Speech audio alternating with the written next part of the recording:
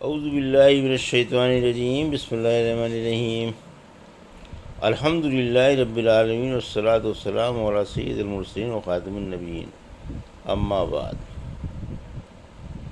صحیح بخاری، باب کتاب الحج، حدیث نمبر 1662۔ عرفات میں دو نمازوں ظہر اور عصر کو ملا کر پڑھنا، اور عبداللہ بن عمر رضی اللہ عنہ کی اگر نماز امام کے ساتھ چھوٹ جاتی تو بھی جمع کرتے۔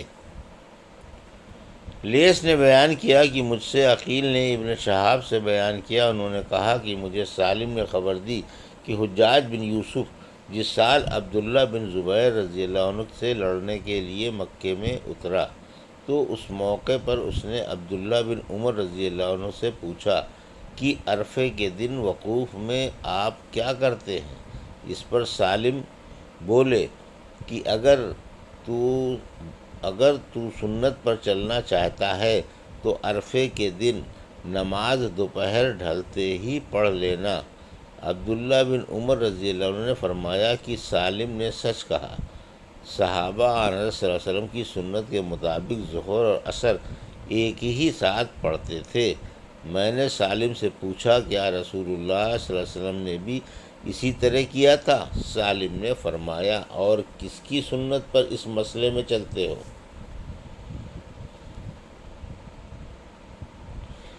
حدیث نمبر 1663۔ میدان عرفات میں خطبہ مختصر پڑھنا۔ ہم سے عبداللہ بن مسلمہ نے بیان کیا، انہوں نے کہا کہ ہمیں امام مالک نے خبر دی، انہیں ابن شہاب نے، انہیں سالم بن عبداللہ نے کہ عبد الملک بن مروان خلیفہ نے حجاج کو لکھا کہ حج کے کاموں میں عبداللہ بن عمر رضی اللہ عنہ آئے ہیں، میں بھی آپ کے ساتھ تھا۔ سورج ڈھل چکا تھا۔ آپ نے حجاج کے ڈیرے کے پاس آ کر بلند آواز سے کہا، حجاج کہاں ہے؟ حجاج باہر نکلا تو ابن عمر رضی اللہ عنہ نے فرمایا، چل جلدی کر، وقت ہو گیا۔ حجاج نے کہا، ابھی سے؟ ابن عمر رضی اللہ عنہ نے فرمایا کہ ہاں۔ حجاج بولا کہ پھر تھوڑی مہلت دے دیجئے، میں ابھی غسل کر کے آتا ہوں۔ پھر حضرت عبداللہ بن عمر رضی اللہ عنہ اپنی سواری سے اتر گئے۔ حجاج باہر نکلا اور میرے اور میرے والد ابن عمر کے بیچ میں چلنے لگا۔ میں نے اس سے کہا کہ آج اگر سنت پر عمل کی خواہش ہے تو خطبہ مختصر پڑھ اور وقوف میں جلدی کر۔ حضرت عبداللہ بن عمر رضی اللہ عنہ نے فرمایا کہ سالم سچ کہتا ہے۔ حدیث نمبر 1664۔ اردو ترجمہ۔ میدان عرفات میں ٹھہرنے کا بیان۔ ہم سے علی بن عبداللہ نے بیان کیا، کہا کہ ہم سے سفیان بن عینیہ نے بیان کیا، کہا ہم سے عمرو بن دینار نے بیان کیا، کہا ہم سے محمد بن جبیر بن مطعم نے، ان سے ان کے باپ نے، کہ میں اپنا ایک اونٹ تلاش کر رہا تھا۔ دوسری سند۔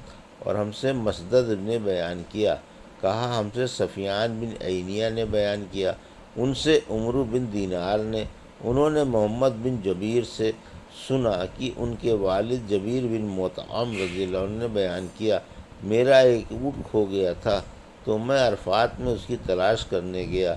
یہ دن عرفات کا تھا۔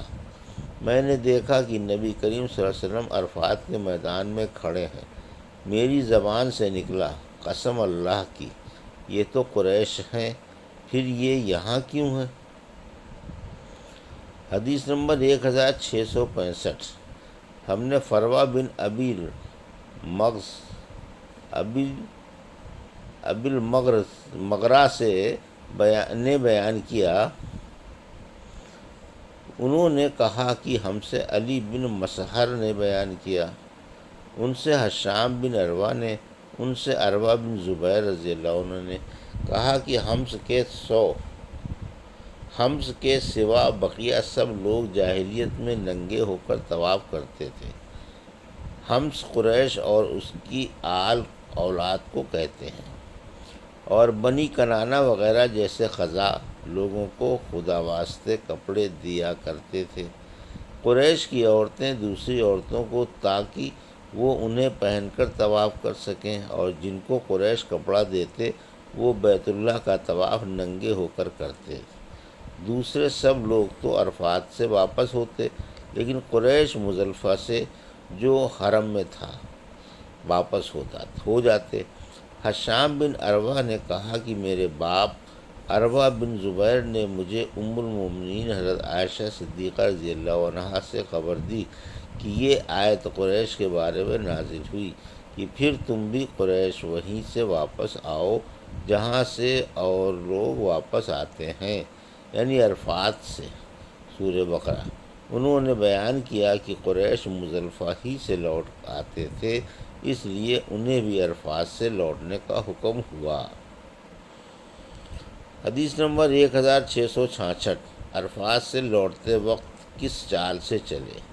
ہم سے عبداللہ بن یوسف تنیسی نے بیان کیا، کہا ہم کو امام مالک نے حشام بن عروہ سے خبر دی، ان سے ان کے والد نے بیان کیا کہ اسامہ بن زید رضی اللہ عنہ نے کسی نے پوچھا، میں بھی وہیں موجود تھا، کہ حجۃ الوداع کے موقع پر عرفات سے رسول اللہ صلی اللہ علیہ وسلم کے واپس ہونے کی چال کیا تھی؟ انہوں نے جواب دیا کہ آپ صلی اللہ علیہ وسلم پاؤں اٹھا کر چلتے تھے، ذرا تیز، لیکن جب جگہ پا لیتے، ہجوم نہ ہوتا تو تیز چلتے تھے۔ حشام نے کہا کہ انق تیز چلنا اور انق سے زیادہ تیز چلنے کو کہتے ہیں۔ فجوہ کے معنی کشادہ جگہ، اس کی جمع فجوات اور فجاء ہے، جیسے زکوٰۃ مفرد رکع اس کی جمع، اور سورہ سواد میں مناس کا جو لفظ آیا ہے اس کے معنی بھاگنا ہے۔ حدیث نمبر 1667۔ اردو ترجمہ۔ عرفات اور مزدلفہ کے درمیان اترنا۔ ہم سے مسند نے بیان کیا، کہا ہم سے حماد بن زید نے بیان کیا، ان سے یحییٰ بن سعید نے، ان سے موسیٰ بن عقبہ نے، ان سے عبداللہ بن عباس رضی اللہ عنہ کے غلام قریب نے، اور ان سے اسامہ بن زید نے کہ جب رسول کریم صلی اللہ علیہ وسلم عرفات سے واپس ہوئے تھے تو آپ صلی اللہ علیہ وسلم راہ میں ایک گھاٹی کی طرف مڑے اور وہاں قضائے حاجت کی۔ پھر آپ صلی اللہ علیہ وسلم نے وضو کیا تو میں نے پوچھا، یا رسول اللہ، کیا آپ صلی اللہ علیہ وسلم مغرب کی نماز پڑھیں گے؟ آپ صلی اللہ علیہ وسلم نے فرمایا، نماز آگے چل کر پڑھی جائے گی، یعنی عرفات سے مزدلفہ آتے ہوئے قضائے حاجت وغیرہ کے لیے راستے میں رکنے میں کوئی حرج نہیں ہے۔ 1668۔ حدیث نمبر۔ اردو ترجمہ۔ ہم سے موسیٰ بن اسماعیل نے بیان کیا، انہوں نے کہا کہ ہم سے جویریہ نے نافع سے بیان کیا، انہوں نے کہا کہ عبداللہ بن عمر رضی اللہ عنہ مزدلفہ میں آ کر نماز مغرب اور عشاء ملا کر ایک ساتھ پڑھتے، البتہ آپ اس گھاٹی میں بھی مڑتے جہاں رسول اللہ صلی اللہ علیہ وسلم مڑے تھے، وہاں آپ قضائے حاجت کرتے، پھر وضو کرتے، لیکن نماز نہ پڑھتے۔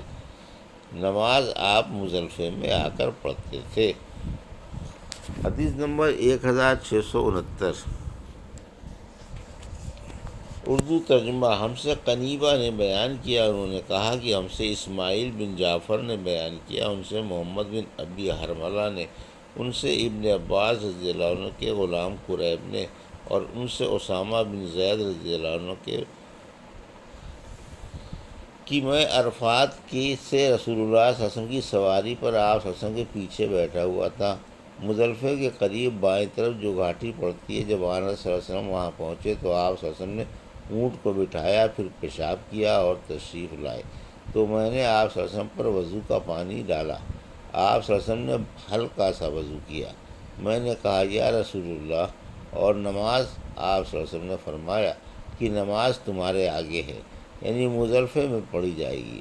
پھر آپ صلی اللہ علیہ وسلم سوار ہو گئے، جب مزدلفہ میں آئے تو مغرب اور عشاء کی نماز ملا کر پڑھی۔ پھر مزدلفہ کی صبح یعنی 10ویں تاریخ کو رسول اللہ صلی اللہ علیہ وسلم کی سواری کے پیچھے فضل بن عباس سوار ہوئے۔ حدیث نمبر 1670۔